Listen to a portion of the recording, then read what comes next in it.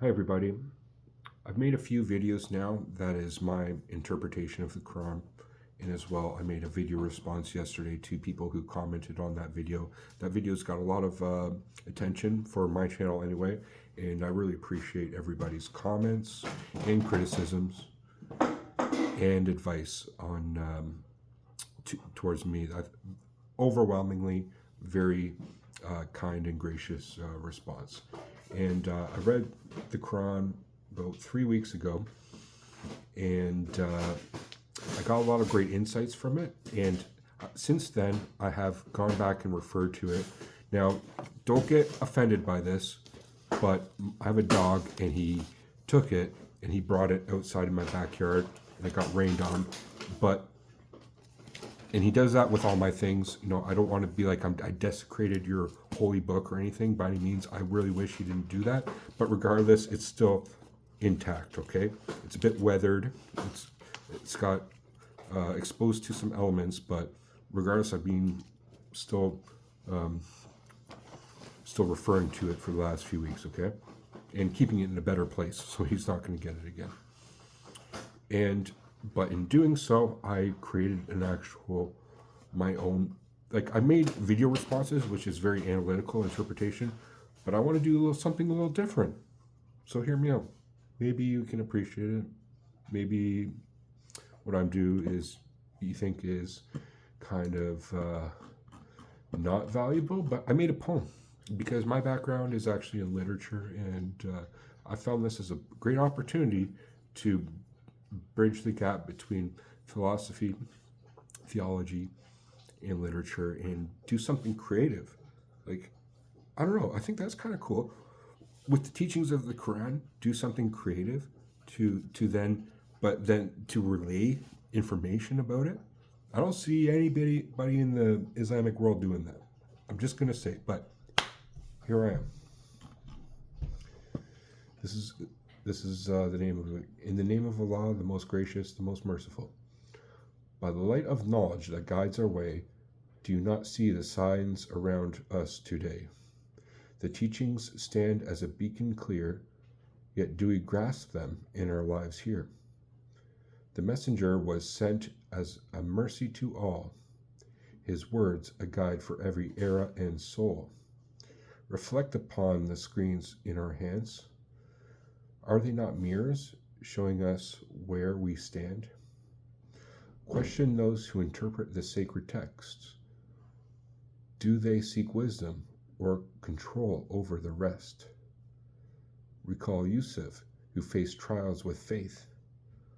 Would he not navigate this digital age with grace? O you believe, balance your faith with understanding. For Islam's essence is both heart and mind. Do not be swayed by those who shout loud. Seek the quiet truth deep within your soul. The Prophet's example shines through time, a timeless call to compassion and justice. Do not be blind to the struggles of today, for the oppressed called out, and justice must answer. Remember the parable of the tree, its roots firm in tradition, its branches reaching high.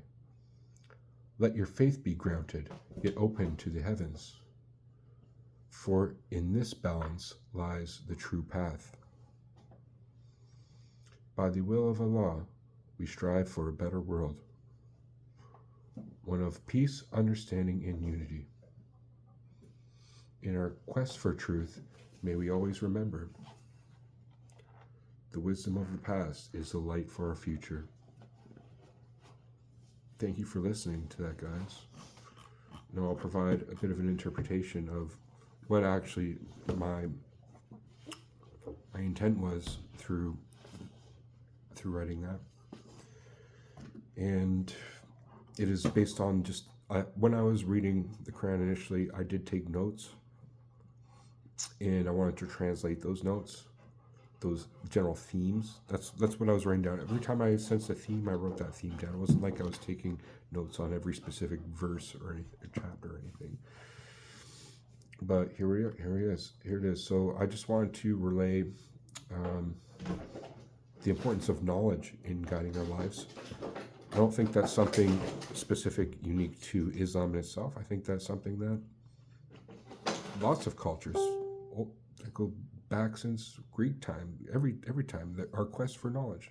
And what are the limitations of knowledge? Good question. As well as the Prophet Muhammad, and peace be upon him, as the guide for that. And that's just in relation to the literature that I read, the Quran. Relaying that in poetic form to you guys, and highlighting him as the guide. But I also wanted to bridge the gap between the old and the new here, because, this book was written a long time ago. So I wanted to create something that was relevant and pertinent to today. And I did so in, just a reflection of modern technology and devices. It should remind us and be a tool to the quest towards higher morality and higher truth, whether that be in Islam or anything else.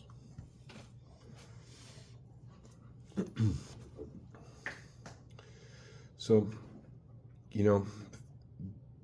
I also just, again, mentioned some things that are the general themes, which is justice. As if you watch my first video, that was a major theme that I saw, and the sociological implications of that.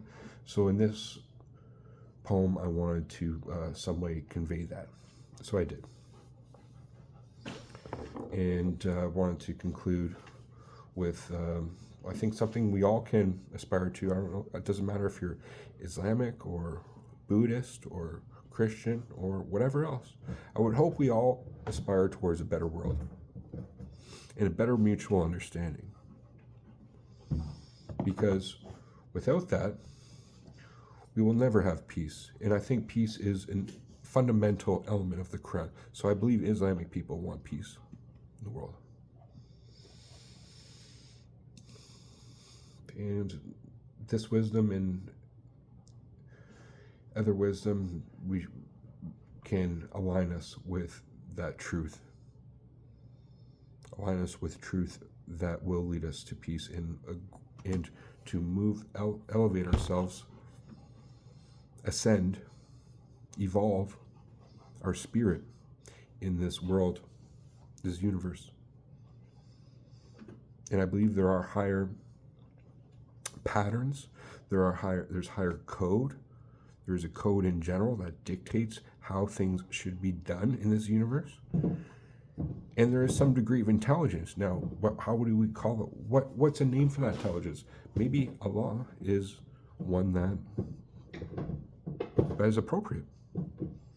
God, the universe in itself. And that's something that was a revelation for me that I want to convey to you.